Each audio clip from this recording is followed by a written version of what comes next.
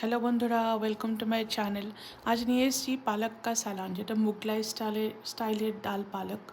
কড়াইতে তেলে কুচনো পেঁয়াজ, টমেটো, কাঁচা লঙ্কা, আদা রসুন বাটা দিয়ে 2-3 মিনিট ভেজে একটু নরম হয়ে গেলে তাতে সারা রাত ভিজিয়ে রাখা ডাল, ছোলার ডাল দিয়ে তাতে নুন, হলুদ, ধনে গুঁড়ো, শুকনো লঙ্কা গুঁড়ো দিয়ে ভালো করে মিশিয়ে 2-3 মিনিট নাড়াচাড়া করে এরপর প্রেশার কুকারে 1 চামচ ঘি দাও।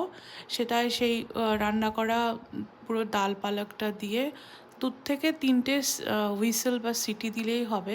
এরপর একটু ঠান্ডা হওয়ার জন্য রেখে দাও। এবারে পাশে ছোট একটা প্যানে ঘি গরম করে তাতে জিরে, শুকনো লঙ্কা আর কাশ্মীরি লঙ্কার গুঁড়ো ফোড়ন দিয়ে ডালের উপরে ছড়িয়ে দাও। ব্যাস, রেডি হয়ে গেল তোমার সুস্বাদু মোগলাই স্টাইলের ডাল পালক। এবারে ভাত, রুটি বা পোলাও, ফ্রাইড রাইস, যা খুশির সাথে সার্ভ করো। ভালো লাগলে লাইক করো, কমেন্ট করো আর সাবস্ক্রাইব করতে ভুলো না। Thank you.